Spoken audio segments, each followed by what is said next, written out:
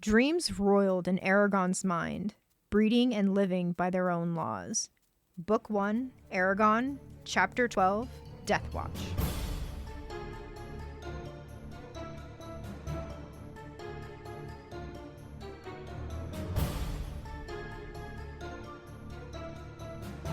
Welcome to Eragon and Back Again, a podcast where we explore Christopher Paolini's inheritance cycle, one chapter at a time. I'm Lucy Hart. And I'm Darien Smartt. And it continues. And it continues with a freaking chapter called Deathwatch. Deathwatch. It's just that tone, that gloomy tone just continues. Gotta shout out Paolini, because these are some top tier names. Strangers in Carvajal, Flight of Destiny, the Doom of Innocence, Deathwatch. Yep. Wow. Yep. Absolutely. Mm-hmm.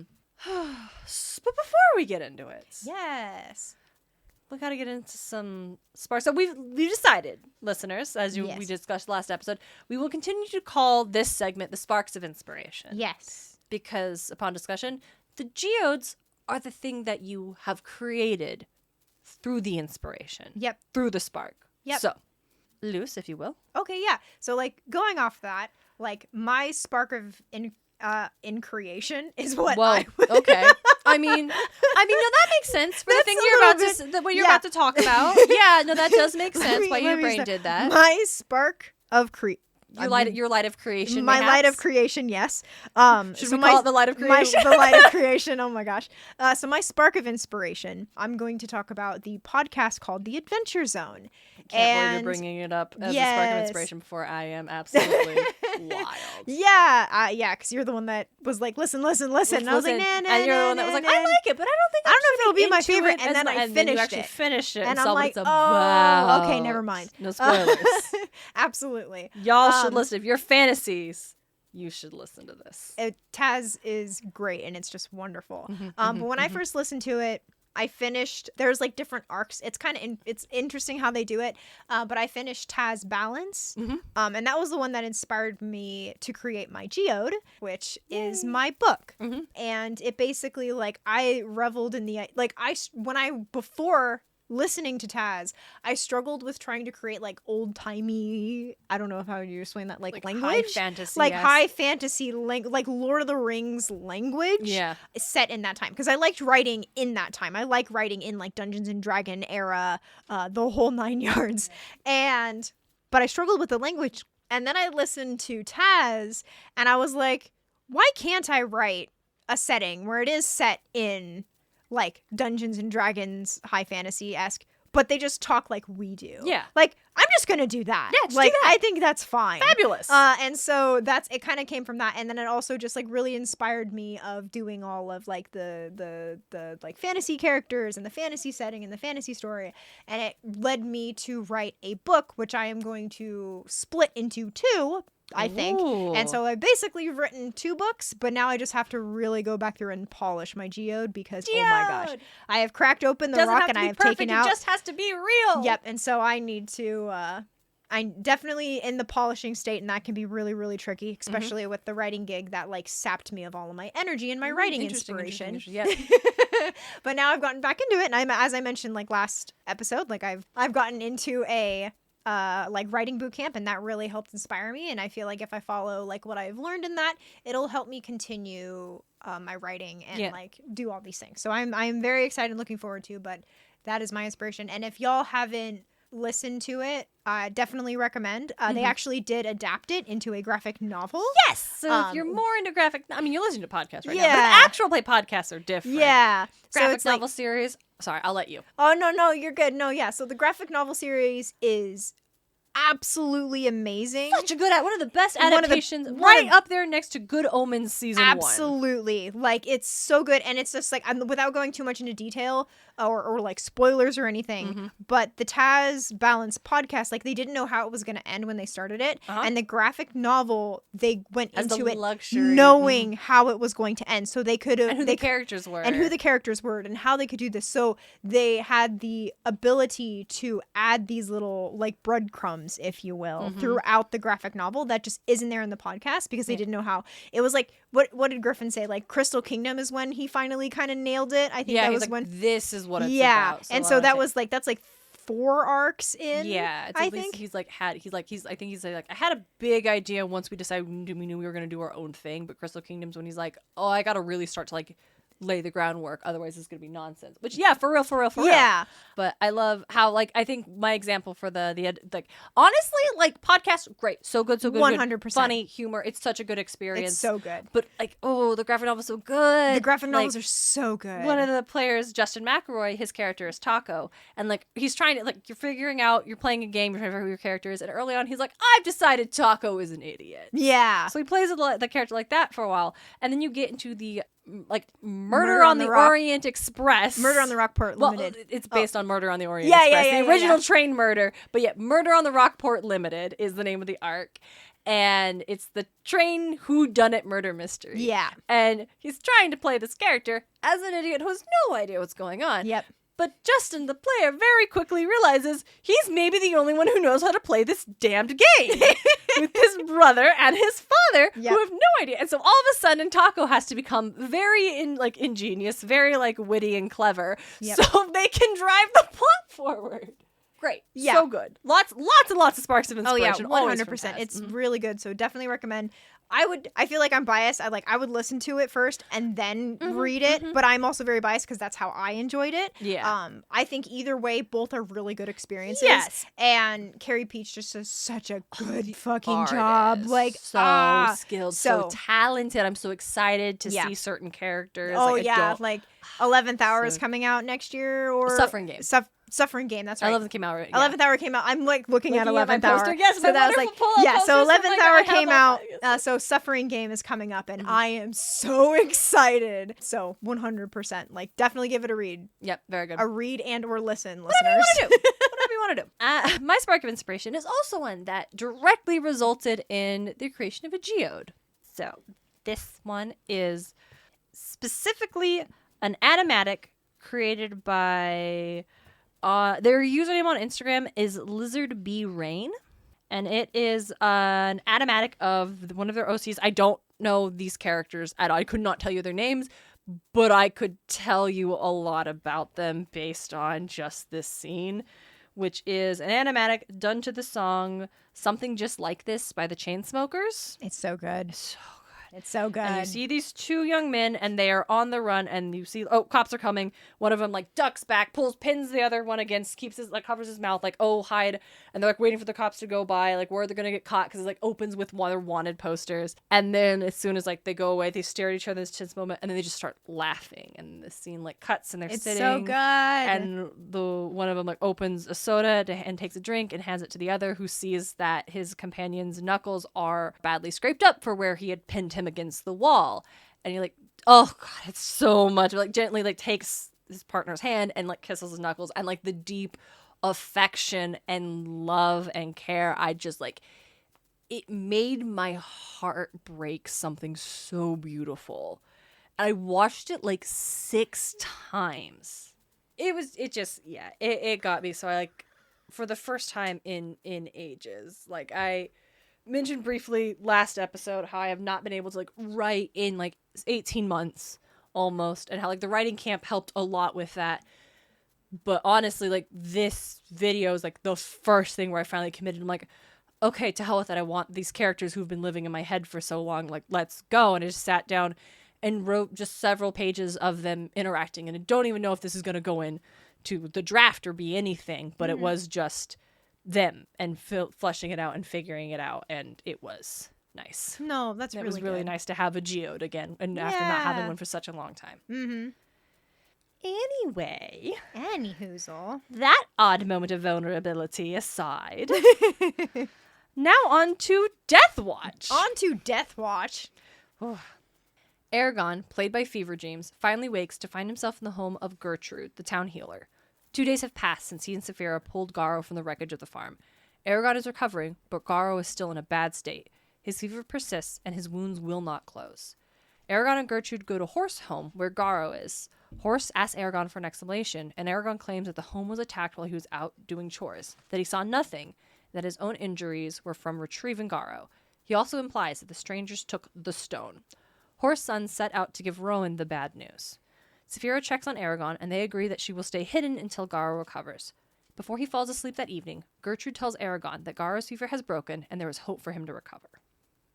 So I want to talk about Star Wars. Okay. For a hot second. Yeah, do it. So in Star Wars, there's, like, this scene happens in Star Wars. Ooh. Like, basically in A New Hope, while Luke is speaking to Obi-Wan, when he's not at home, his home is attacked by stormtroopers, and his aunt and uncle are killed. Yeah. And he goes back, finds their charred skeletons. Yep. Already gone, and then thus immediately sets off for the adventure. Yep. And when you watch it, it's oddly quick.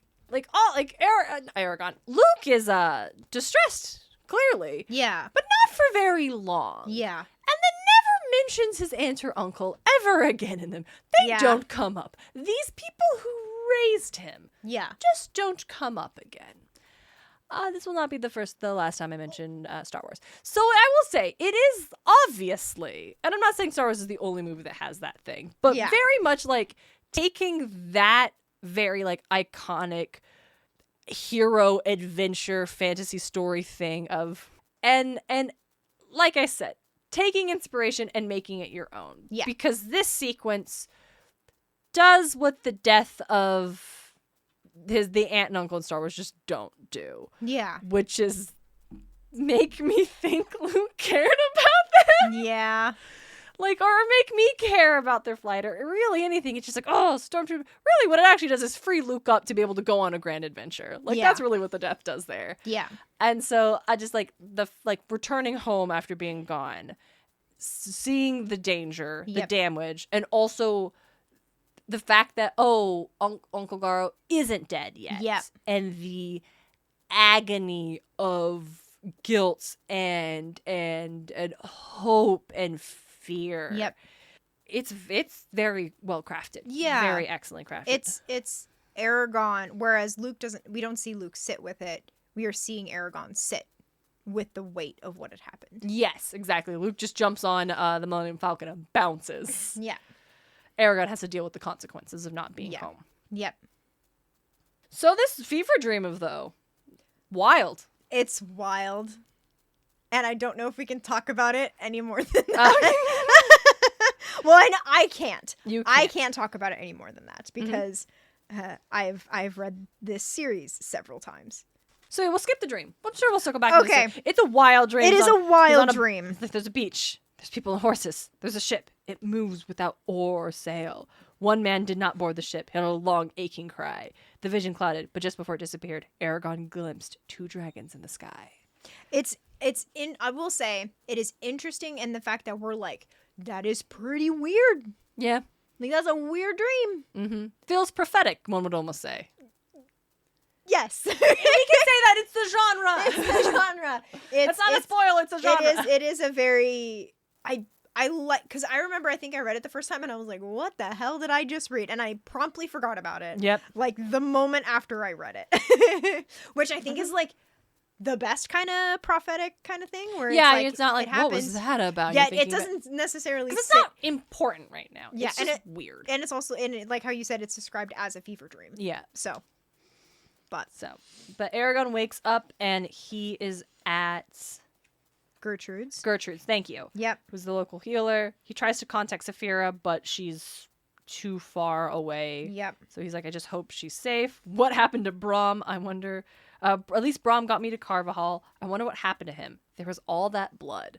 I also really like honestly, I think it's a little bit of inspiration here. I think Paulini's way of describing things, like how Eragon comes out of unconsciousness, that's a lot of how I would describe someone coming out. So I'm wondering, even like, I'm like, maybe that's why I do that, is because I was so inspired by how Paulini just described Eragon. And this isn't like, there's a lot of instances where people like wake up to the sound of something else. And I think like that's, I don't know if that's like cliche. Yeah. So I really like the way, the like slowness of it, because Paulini does such a good job. I guess what I'm trying to say is Paulini does such a good job of going like action, action, action, action, action, slow. Yeah. And then taking his time in that area and then building and building and building. And then it's action. And then it goes back down. And then we're in the slow. So it's like It's we pacing. does such a good job. And we can take it all in as well. Yeah. So really like that. Anyway, continue, please. Oh, yeah. No, it's really, no, I'm just like, yeah, that's a good thing to reflect on. Gertrude is like, I like how she's described. She's like, she was knitting when Eragon woke up. I think she fell asleep while knitting. Yeah, her head lolled, eyes closed. When Eragon like sits up, Gertrude stirred and opened her sparkling eyes. "Oh," she said, "you're awake. Good." Her voice was rich and warm. "How do you feel?" That's a great description for a healer. Sparkling eyes, rich and warm voice. I trust her immediately. Yeah, just like super kind and gentle and all the things. So, of course, Eragon is immediately like, "Where's Garo?" Yep. "Over at Horst. There wasn't enough room to keep you both here. And let me tell you, it kept me on my toes, having to run back and forth, checking to see if you two were all right." And so I highlighted that first thing about Garo being at Horst's, and my note is, why wouldn't the more injured person be at the healers? Yeah. That would make more sense. Yeah, and she talks about how he's not doing good, he has a fever that refuses to break, and his injuries aren't healing. And honestly, I'm like, it was reflecting, I'm like, the only reason you wouldn't have the more injured person directly with the healer is if you were wanting to make sure at least one of them lived. Yeah.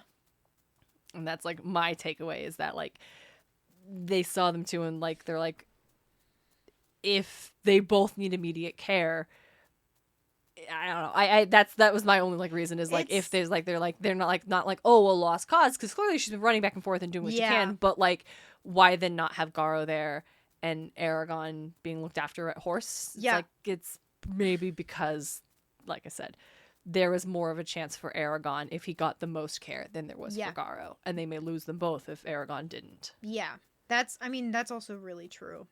I think that is an interesting take too, because it also is like I feel like it would make more sense if Garo was at the healers, because like you said, he is injured. Like Eragon is also injured, and he's got those like really big, like his skin was shaved off, and basically. He's got, like exposure and exhaustion. Yeah, absolutely. And so and I'm pretty like Eragon had a fever too, and they're both really bad. I just like in my brain, like if I were writing this, I feel like I would put Garo with the healers. Because I'm like, Eragon is younger, he has a better chance to bouncing back, whereas Garo does not.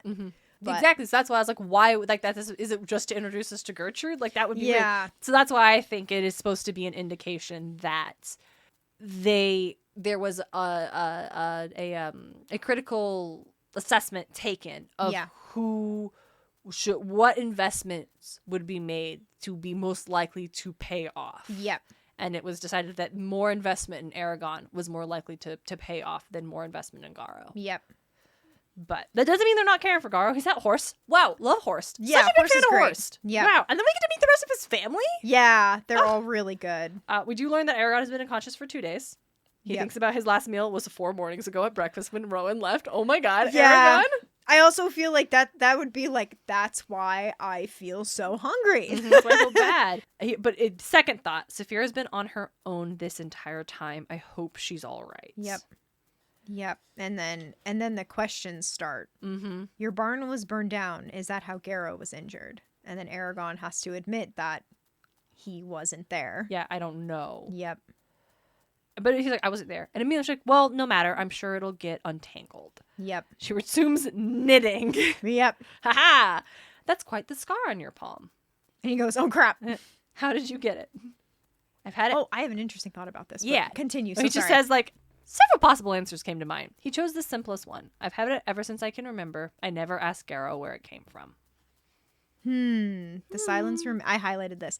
The silence remained unbroken and the soup reached a broiling point. So I have a theory, and I'm just going to say I have a theory like this because I feel like it's not too far to get to this from just that. Is Gertrude is the healer. Yeah. And when someone is having a baby, you would expect that the healer would go to that birth. Yeah. And so she asking about how'd you get that scar, and him going, oh, I've had it ever since I can remember. And she goes, where she's like, I don't believe you. Yeah. Because I helped birth you, Yeah. and you didn't have that when you were born. It's a scar. Like, so she knows it's not a birthmark. Yeah. And she's like, that's quite a scar you had there. Yeah. Why, if you had an injury that would leave that kind of scar, why was the healer never consulted? Yeah, like, even when you happened to be in town. Like I never asked Garrow where it came from. Like, why didn't Garrow say? I feel like that would have been like little, like, friggin', I even know that the scar on my lip is when I was a little kid running around. I tripped and fell and bit my lip. Like, it's just, it's just like when there's weird scars, your family just talks about them. Yeah. And so it's like, that's also interesting. I never asked Garrow. Like, Garrow never told him about that. Yeah. Why wouldn't that be the case? So that was like my thought, where I was like, Eragon, you keep lying and you think you're getting away with this stuff. Yeah, you really, Eragon. It does suggest, like, does Eragon underestimate those around him? Yeah. Like, is that what it is? Like, It he's might like, be. bro, I'm like, I can just lie about this, Gertrude. Yeah, I can just lie to the town healer about where this scar came from. Yeah. And I don't think that's Eragon being, like, dismissive of others, but, like, maybe demonstrating a lack of, like, social navigational skills. Yeah. He's, like, on the farm most of the time. And going to town is a big deal. Yeah. So doesn't have a lot of those, like... I also, like, I agree. Sorry, did I cut you off? No. I think it's also important, like, Eragon is still 15. Also, we should remember that Eragon is in fact 15. And when I was 15, I told some hell of a doozy I lies was gonna that get away everyone with was it. like, sure. So I think that's a good thing to remember as well. Yeah, Eragon thought that Gara and Rowan didn't notice him hanging out outside all the time with the dragon. And the actual thing is, you're just lucky your family is not curious. Or, like, super nosy. Like, they are not inquisitive. They will just be like, whatever, got my own thing. But they absolutely talked about it when you were like, late for dinner. Eragon outside again? Yeah. Huh. Yeah. That was it. Yeah, that came up. that was They it. never asked, what do you think he's doing? Because they don't care. But they were like, they were aware. Eragon. Yep. But yeah, I just thought that was like, I was like, Eragon, just stop. Yeah, Eragon, stop. Hey, can we talk about Horse's house? Oh, yeah. It's so good. It's gorgeous. I want to read the paragraph. Okay. Oh, I'm going to, hold on. Yeah. I got to highlight it in purple. Hold on. Horse had built his 2-story house on a hill so he could enjoy a view of the mountains. He had lavished all of his skill on it. The shale roof shadowed a railed balcony that extended from a tall window on the second floor. Each waterspout was a snarling gargoyle, and every window and door was framed with carvings of serpents, hearts, ravens, and knotted vines. Gorgeous. Like, best house ever. Like, best house. And it's like the blacksmith. Yeah, of course. Of course. Of course he's the best house. Yeah, of course. He Such a does gorgeous all house. the things. Built it, and he built it. He built it. Yeah. Like, Yeah.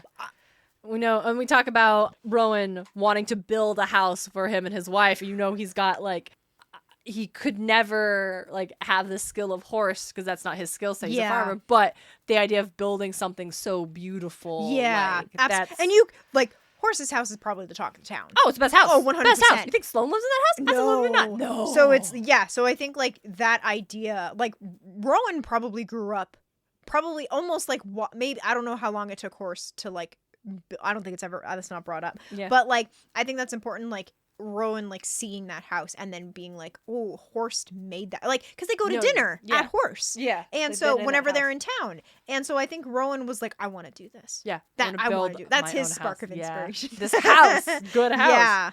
Yeah. We meet Elain, Horse's wife, a small, willowy woman with refined features and a silky blonde hair pinned into a bun. I know, I like Elain too. Yep. All the women in this chapter, great. Yeah. It's just Gertrude and Elain, but we haven't seen any women for a while. Yeah. Was the last time we saw Katrina? That's the last time there's been a woman in the chapter in the story. Yeah. So. No, and I think we move on. No, I agree. And, like, they're both, like, so good. Like, both of them are just, like, I really like their descriptions and how they are told and their dialogue. Like, I like all of it. Yeah, they're very distinct. They sound, Gertrude and Elain both sound very distinct from each other. Yes, absolutely. When they arrive, Elain has been like, I was just about to come get you. He's not doing well. So Gertrude heads up. Yep. Elain offers to help Eragon up the stairs, but he's there like, no, I can do it myself. It takes him a while. Hey, Katrina's here. Yep, Katrina. Katrina stood by a fireplace, boiling rags. She looked up, murmured a condolence, and then returned to her work. Trina is there trying to take care of Rowan's dad. Yep.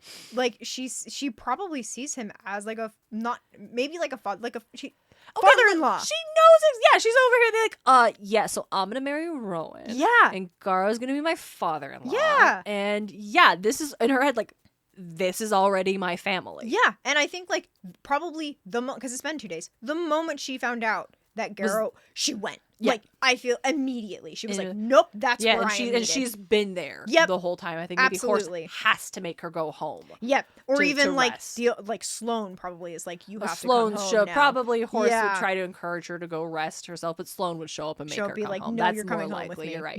You're right. But yeah, it's bad. Yep, it's like really bad.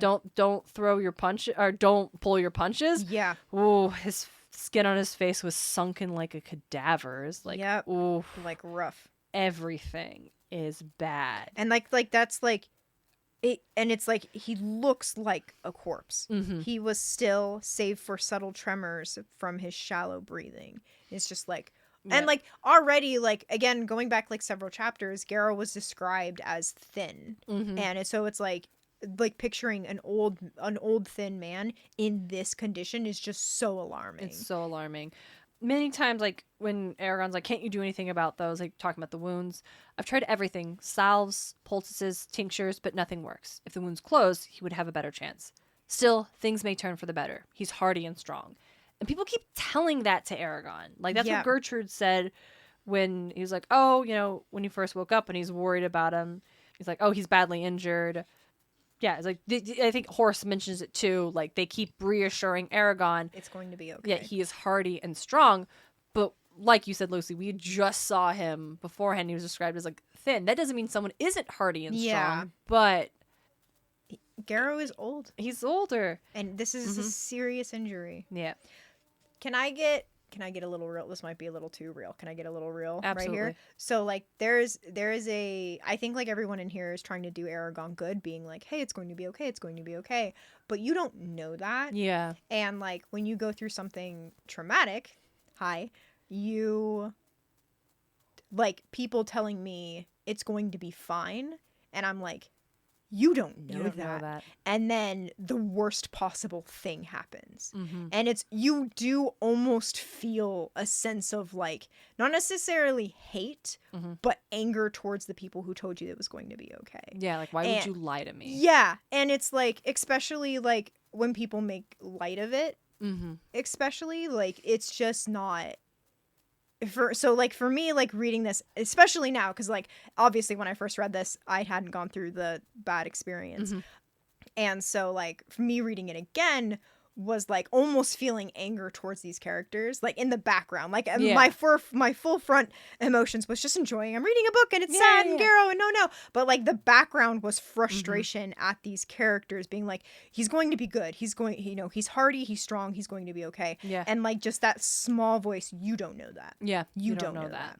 And so that's why like I'm very careful when someone is going through something.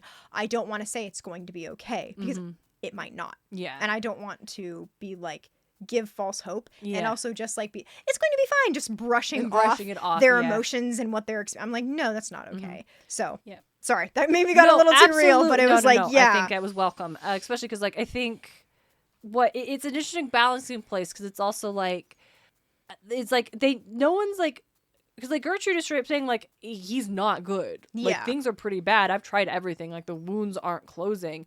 But I think she's trying to be optimistic because Garo is hardy and strong, right? Absolutely. Like, but also it's like Eragon is in a very fragile state, and like they could also be worried if they're like, there's no hope, like what that will do to him. That's very true. While he's still recovering. Yeah.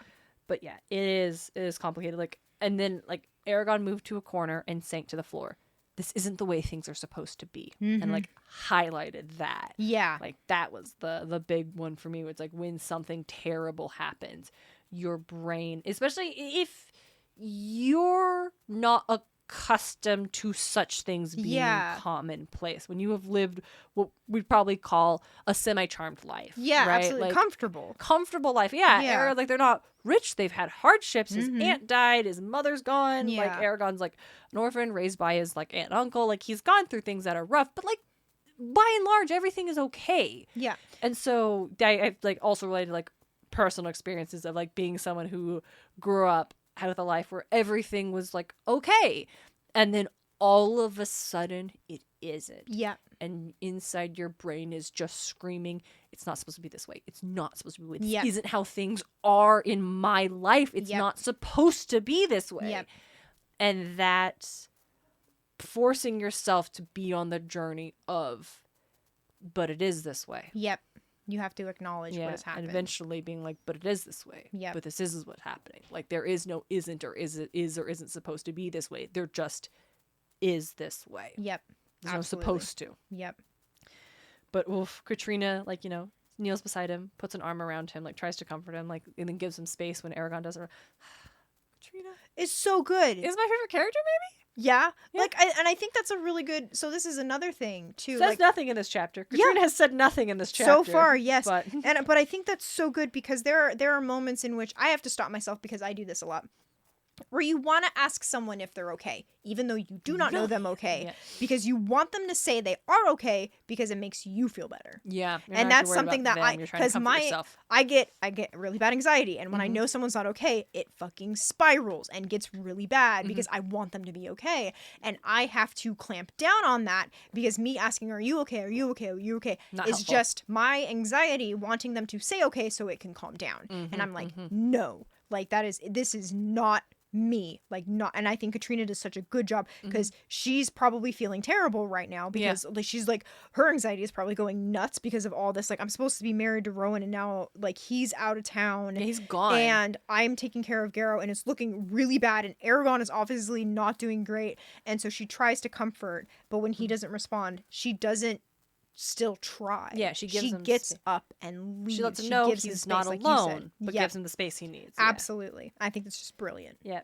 Horst makes Eragon come downstairs and eats. Or what? Another thing I love is like they sit down, they're having a huge dinner, like Horst's sons Elbrick and Baldor. Ugh! Such good fantasy names. I love them. They're so good. So Eragon sits down. Elain gives him a plate piled high with food. You don't have to eat, said Elain, but it's there if you want. And I think like that's also like a really good like when you're going through something like traumatic or just feeling disconnected. It's like you do need to eat, but you mostly cannot eat. Yeah. So it's like when people are like, oh, you need to eat, you need to eat. I know that, but I can't. So I'd like Elain just like. I think there's a lot of examples of people trying to help support someone else through grief and trauma. Yeah. Very well, setting aside the will be hardy. Yeah. I will say, like, no one, to be their credit, no one ever says he's going to be fine. Okay. Yeah. They just say, like, basically it's like, well, let's not give up hope. Let's not give up hope. Yeah. Like, yeah. there is, that's true. things may get better. Yeah. Like, it's like, not. don't give up. Don't give up. Yeah. We haven't given up yet. You shouldn't either. Yeah, absolutely. But yeah, it is still like, oof. Yeah. But yeah, Eragon doesn't eat much. No. And it's still, like, I kind of just highlighting that just a little bit more is I do like that she gives him the option. Yeah. And she's like, you don't have to, but it's there. And he does. He does. Eats a couple and bites. it's like, I really feel like it is that thing where you're like, you have to eat. And you're like, well, now I don't want to eat. Literally, you don't. Yeah. I'm like, now you're so I think if it's given the option, it's just like, I'm going to try kind of thing. Yeah. So. Like he's like barely can swallow fluids, but yeah. Yeah. Sorry, continue. No, you're good. But then Horst finally is like, I know this isn't the best time, but we need to know what happened. I don't really remember. Oh, do you want to do a reading? Yeah, we can do a reading. Would you like to be Eragon? Yeah, I can be Eragon. I know this isn't the best time, but we need to know what happened. I don't really remember. Eragon, I was one of the people who went out to your farm. Your house didn't just fall apart. Something tore it to pieces, surrounding it were tracks of a giant beast I've never seen nor heard of before. Others saw them too. Now, if there's a shade or a monster roaming around, we have to know. You're the only one who can tell us. When I left Carvajal 4 days ago, there were strangers in town asking about a stone like the one I found. You talked to me about them, and because of that, I hurried home. Nothing happened that night. The next morning, I finished my chores and went walking in the forest. Before long, I heard an explosion and saw smoke above the trees. I rushed back as fast as I could, but whoever did it was already gone. I dug through the wreckage and found Garrow. here's something we forgot to talk about in the last chapter. Yeah. When Eragon and Saphira get Garo out of the wreckage, something falls from his hand. It's a scrap of fabric that Eragon pockets. There is something I forgot about last chapter too. I was gonna criticize, but we can wait on that. I was gonna criticize that, which we can. But it's like Eragon recognizes it. It's like it's a scrap of like the stranger's clothing, so they know for a fact it was those strangers who attacked Garo. Now, what do we want to criticize, Luce? So one of the things I'm gonna go back a bit. So it talks about when he first finds Garo, a hand extended from under a section of a collapsed roof. It moved weakly, and he grasped it with a cry. And then later, when they dig him out, let me see if I can find it. Garo lay on his stomach, his clothes mostly torn off. How did you raise your hand out of the rubble when you are on your stomach? Well, I think it's like if it reached out to the side. Yeah. Yeah. I think out to the side or out in front of out him. In front, that could make just sense. Under the rubble. I don't think it's like sticking up. Yeah, because like my brain I also pictured straight up.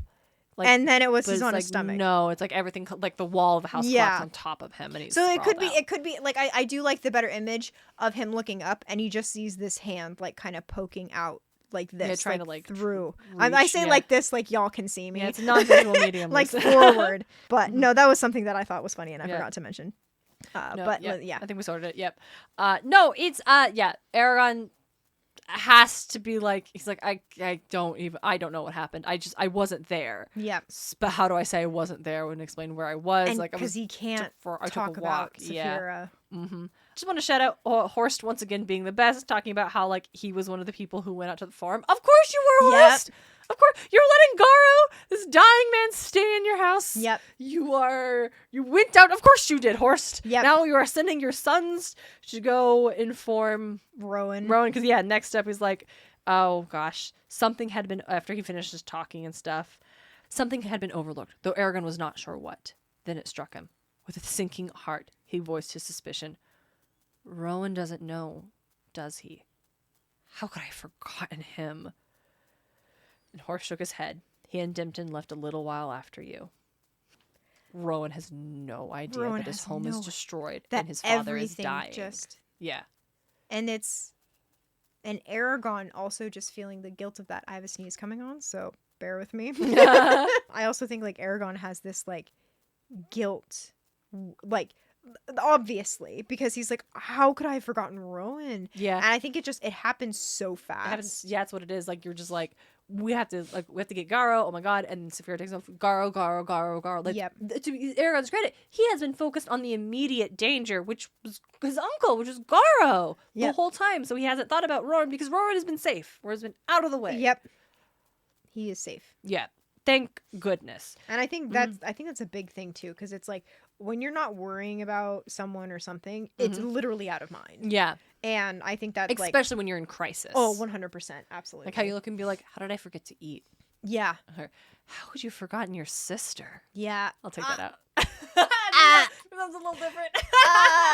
But I also love how they acknowledge that, like, Roran doesn't know, and it's not, like, because anyone forgot or just hadn't gone to tell him. The weather's been really bad. Yeah. It was too cold for the last 2 days.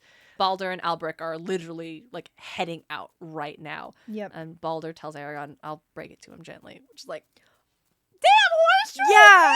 Horst's whole family is great. And also, like, I think that has a lot to do, like, we were talking about how Eragon's state of mind just really fast. And he mentioned how cold it was. And it's like Eragon was walking in that. Yeah. Like, not on Saphira. Because I think Saphira just warmth in general. Probably, yeah, fire. Yeah. And so that's right. But he was walking for who knows how long, Garo, in that cold. Yeah. And so I think like that has a lot to do. You mentioned exposure, and I think like that has a lot to do with it too. But sorry, I just got really excited because I hadn't thought about that. And then I think this whole section does so, like, Paulini does an incredible job. It's not grief yet. It's shock. Eragon is in shock and is trying to like he's not feeling anything. Yeah. Like Eragon has not been like, we don't get any description on how he feels. Is it angry? Is it scared? Is it hurt? Yep. Is it because there's not a single, like, besides like physical sensation of like his body is stiff, he's having a hard time moving. We don't really have what Eragon is feeling because he's not feeling anything yet. Yep. He is in shock. Yep. And this next like paragraph does a really good job of like everyone else has left. Eragon remained at the table, his eyes focused on a knot in the wood. Every excruciating detail was clear to him. The twisting grain, an asymmetrical bump, 3 little ridges with a fleck of color. The knot was filled with endless detail. The closer he looked, the more he saw. He searched for answers in it, but if there were any, they eluded him. A faint call broke through his pounding thoughts. It sounded like someone yelling from outside. He ignored it. Let someone else deal with it. Several minutes later, he heard it again, louder than before. Angrily, he blocked it out. Why can't they be quiet? Garo is resting. He glanced at Elain, but she did not seem bothered by the noise. Eragon! The roar was so strong he almost fell out of his chair. He peered around in alarm, but nothing had changed. He suddenly realized that the shouts had been inside his head. Saphira? And I think that it's like literally you have a magical, indescribable connection with your dragon best friend who's actively communicating with you mentally, and you're in such a state of like shock and disassociation that Eragon is not even, it doesn't like, even click. It's not clicking for him. It's like it's something, but it's like it's outside. Like I can't. It's like literally inside your head. Yep. And I do like how like there was a pause. Yes, stone ears. And I like because like again going back, Saphira's been on her own for 2 years. Like she hasn't been able to talk to excuse me, 2 days. And I said years. Been out of it for 2 days and hasn't been able to contact him. And she probably senses he's conscious and she's trying to talk to him and he's still not talking to him. That's probably scary. And that's scary. And that's what she was like, Eragon! And then he's like, Saphira. And then there was a pause. And I just feel her going, oh my God. Yeah, yeah, because the relief seeped into him. She probably experienced the exact same thing. Yep. Like, okay. Yep. Because, yeah, she mentions that she tried to contact you many times, but you were beyond reach. Yep. I was sick, but I'm better now. And then she talks about like how she's like, after 2 nights of waiting, hunger bested me. I had to hunt. I know I did a lot of reading just now, but I really go ahead. What she says because he's just talking to her. Like he can't talk to anyone. Yeah, absolutely. But I think this is interesting because he asked her like, why couldn't I send you earlier? After 2 nights of waiting, hunger bested me. I had to hunt. Did you catch anything? And I think that's like looking for comfort in talking to Saphira, grasping like, at just, normalcy. Yeah, just something. He wants to keep talking to her. Yeah. A young buck. He was wise enough to guard against predators of land, but not those of sky. When I first caught him in my jaws, he kicked vigorously and tried to escape. I was stronger, though, and when defeat became unavoidable, he gave up and died. Does Garo also fight the inevitable? I love that. Yeah. Just how she's like describing it because that's what he wants, but she also knows like, no, but we need to come back. Yeah, we can't let this is, but because she also probably wants to know what's going on. That's her way of saying like what is going on. And I think like for her, like she's experienced death before in the sense of prey. Yeah. But this is her first experience with this kind of near death. Yeah. And so this is the only way she can really relate almost. So she's kind of reaching out this and she's connecting to Eragon in a way that she understands, like, hey, does he also fight the inevitable? Like, yeah, like just trying to ask, is he dying or is he healing? Like, you sound better. Yeah. Like, basically is like, how's Garo doing? Yeah. Is like her way of asking. Like I said, like we can't, I won't be able to see you for a couple of days. Yep. So, stay hidden, be comfortable. When Eragon leaves, I'm going to go back to Gertrude's. Elain, all-star of the chapter, honestly. As like, you should stay with us. You'll be closer to your uncle. Gertrude can have her bed back. Do you have enough room? Of course. Yep. So, she already has a bed ready. Yep. It's like, it's already an empty room. So before he goes to bed, like, Eragon goes to talk to Gertrude. How is he? He's weak, but his favor's gone down a little, and some of the burns look better. We'll have to wait and see, but this could mean he'll recover. Yep. That lightened Eragon's mood, and he returned to his room, and eventually fell asleep, healing the wounds his body and soul had suffered. I highlighted that last line. So that's such a good sleep just to just get me away from all of this. It really does. But the fever broke, and the we're assuming are acid splash wounds. Yeah.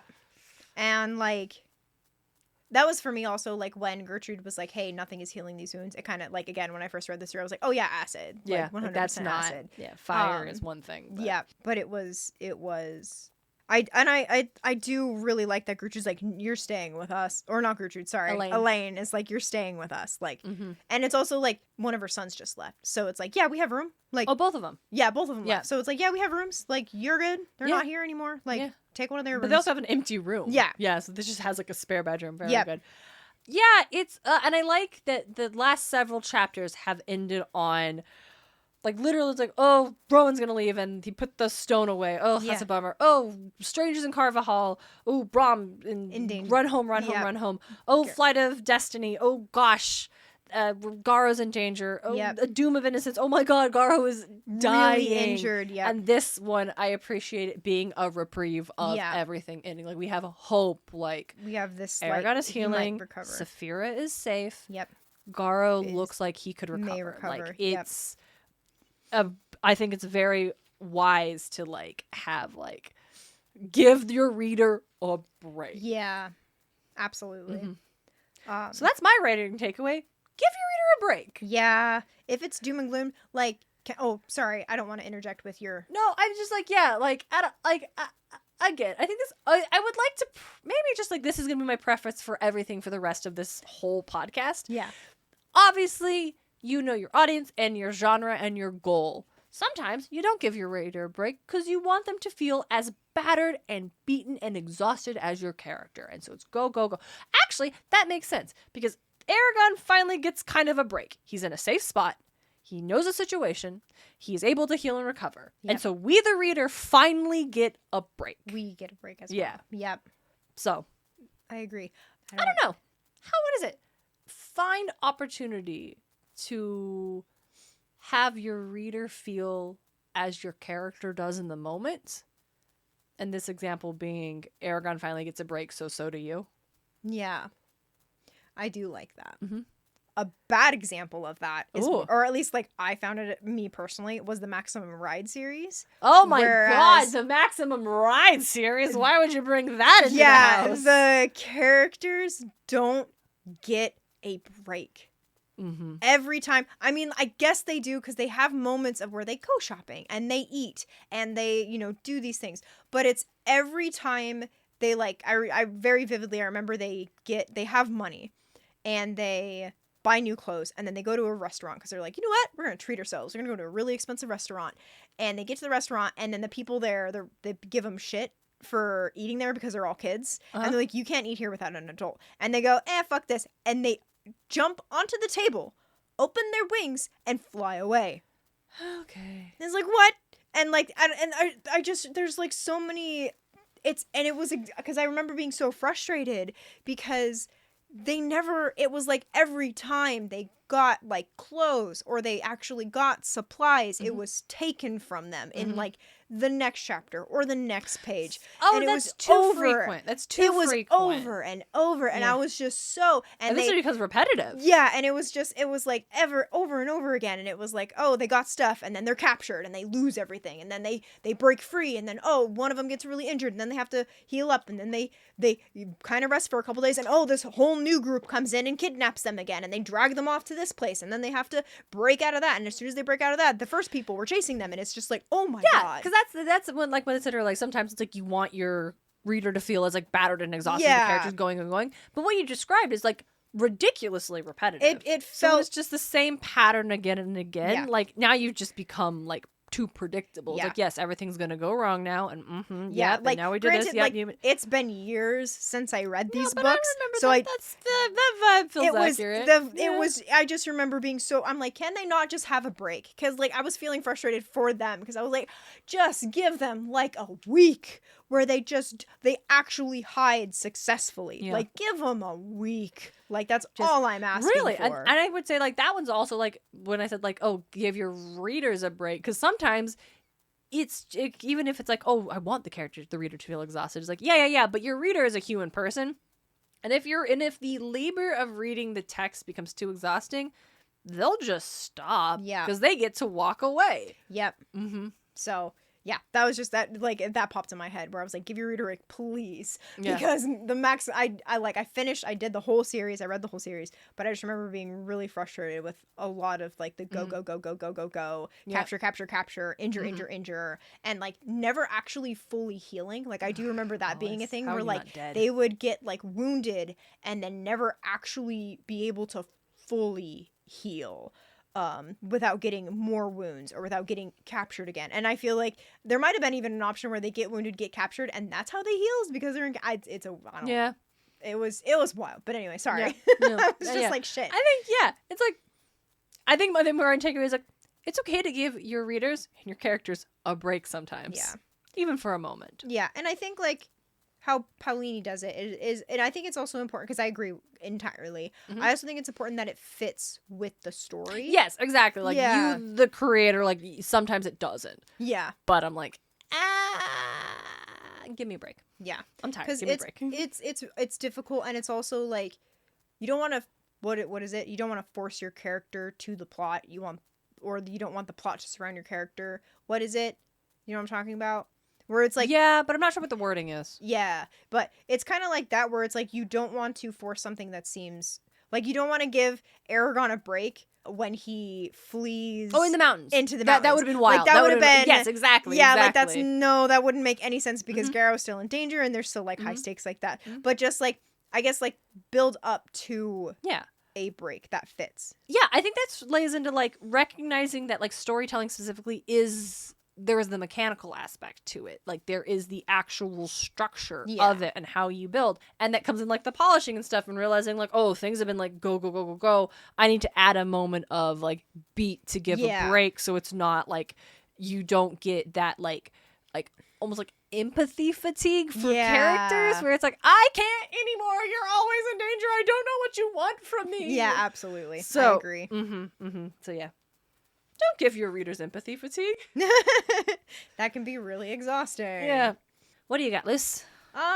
Honestly, I don't know. I think that's a really good one. Yeah. No, I think it's fine. Like, if we have ones where we're like, no, that can be our takeaway from that. it. Yeah. I will say there was one thing I did want to mention just before we close out. So the paragraph you read where Eragon is looking at the knot in this wood, and I read it and I was thinking, like, if Paulini, I almost said Eragon, if Paulini had sent this to a publisher out, like, we give a lot of crap for Paulini for parents being in a publishing thing, but if, like, he had sent this to another publisher, that paragraph would have been taken out.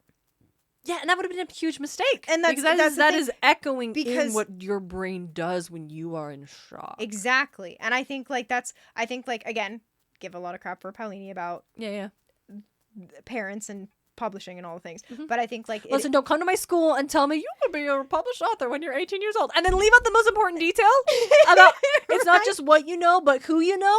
Yeah, exactly. It's moments like these where it's almost like recognition of, like, what that meant. The value of it, because Paulini could publish this book in the way that he wanted it to be published, and... had more, like, a lot more creative control over the final product. And got to keep all these details that did make it difficult for me to read the second one, which is why I got them all on CDs. Yeah, I'm like, there was definitely a point where we could have been like, yeah, this could have been cut. Yeah, but it you're not Tolkien, this could have been cut. It just, I think, like, in this moment particularly, it's just like we would have missed out what your brain does, which is just focuses, like, when you're feeling that way, you just focus on a thing and you just take in the details without really recognizing it, and that's just being like, tell me your secrets. Yeah, it's like, tell me your secret. It's like, this is not important. This is the least important thing in the world. Yeah, I need the least important thing in the world for a little bit. Absolutely. So, listener, go ahead and give us your geodes. Last episode, we called to hear about your sparks of inspiration.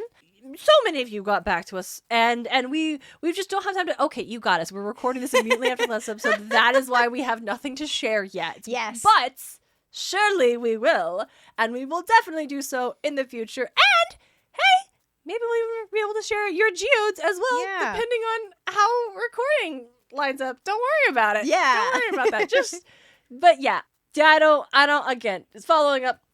don't need a super like here's the doom and gloom Doom and examples. gloom, yes. Tell us what you're making. Yeah, tell us an if inspiration. it's on the internet and you can send us a link so we can like see it or experience it or listen to it, do that too. Yeah. And if it's something you would like the rest of the podcast listening community to have, let us know. We'd be more than happy to talk about it and even drop links to it. Yeah, shout out. Yeah, we'd be happy to shout out the things that are delightful. Yeah, absolutely. I agree. As always, send us those wonderful sparks of inspiration, your geodes, or if you just had any thoughts about this chapter in general, like hit us up at Eragon Pod on Instagram. That's where we're at. We would love to hear from you. Thank you so much for listening. And Lucy, thank you so much for being with me on this journey. Of course, and thank you for joining me on this journey. Always a pleasure. It's always good. And until next time, she's Lucy Hart. And she's Darien Smartt. And this is Eragon. And back again.